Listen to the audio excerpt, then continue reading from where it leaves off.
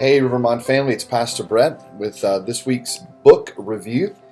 And the book I read and wanted to review for you is the book called Soundtracks by an author named John Acuff.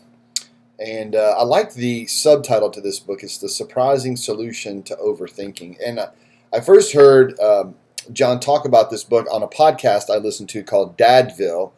It's a pretty funny podcast with Dave Barnes and John McLaughlin, who are two Nashville musicians. And as I was listening to John talk about his book, I noticed that he was extremely funny and self-deprecating, which I always appreciate in someone who is speaking and referring to their work. And but the more he talked about this book and this idea of overthinking, I was intrigued and bought the book so that I could learn more about what he was referring to. I was thinking that it might be more of a traditional Christian book. But this is sort of like the book of Ruth. You don't really see God's name mentioned in here, but I do think there are hints of God everywhere, particularly when it comes to our thoughts. And he defines overthinking in this way. He says overthinking is when what you think gets in the way of what you want. So overthinking is when what you think gets in the way of what you want. And I think the scriptural passage, he doesn't reference it, but this is the one that makes me think of when it comes to our thoughts. He says in the book, if we don't control our thoughts, then I guess our thoughts control us. And that's exactly what Paul would say when he says we need to take captive our thoughts. Because what will happen if we don't is our thoughts will take captive of us. And that's really, I think, kind of the heart of this book. And how it connects with the title Soundtracks, he says, and it is that we recognize our thoughts for what they are. They are really a personal soundtrack for our life. It's the constant soundtrack that's in the back of our minds that plays. And those soundtracks can be positive or they can be negative. Now, he actually refers to them as broken soundtracks. And he says this, he says, if the soundtracks you listen to are positive, your thoughts can be your best friend, propelling you on new adventures with creativity and hope. If your day is spent overthinking broken soundtracks, your thoughts can be your worst foe, holding you back from ever taking action on all the things you want in life. And he talks about wanting to be a speaker. But he had all these reasons, all these thoughts about why he shouldn't be a speaker, why he couldn't be a speaker. And I think we can all relate to something in our life that we have dreamed about or wanted to accomplish, but then there are all these thoughts that make us think that there's no way we could possibly do that. And really what it is it's fear. That's what really overthinking is at its core, is giving in to our fear. And he says, when you don't create, curate, and choose what soundtracks you'll listen to, the music doesn't stop. You just hear a bunch of songs that you don't like. Now, there is a lot of humor in this book, which is very entertaining and allows you to hear the things he's saying without, sort of being always on guard.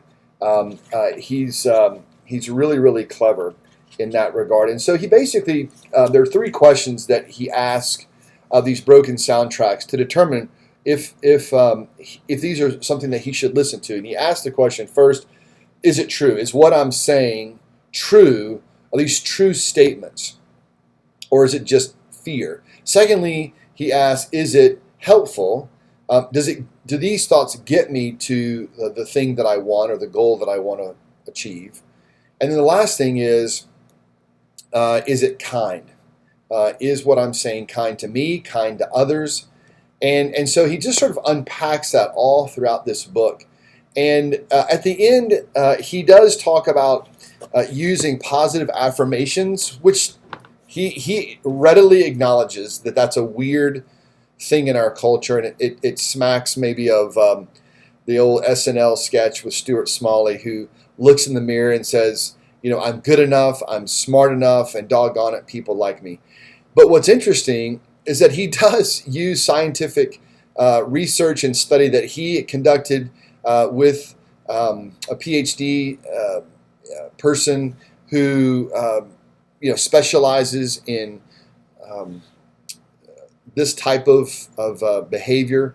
And what they found was that positive reinforcement of those positive soundtracks actually make people more productive, and they actually encourage and increase productivity in a person's life and helps them achieve what they want. So I wouldn't say it's my favorite book. It's certainly, I've not read anything maybe like this. He has a unique writing style.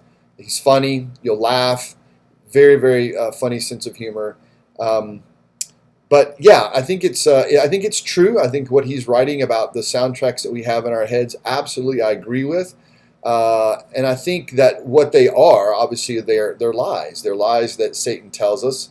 And so really, at the end of the day, it's not just positive affirmations that we're giving ourselves that help us get over our overthinking, but it's reminding ourselves really of who we are in Christ. And that our identity comes not from what we do. It doesn't come from how successful we are or how educated we are. It comes because of who we are in Christ, and that we are His children and we're His beloved. So that's my book review. John Acuff's Soundtracks, The Surprising Solution to Overthinking. If you read it, let me know. I'd love to hear your thoughts and discuss notes with you. Until then, God bless. See you, family.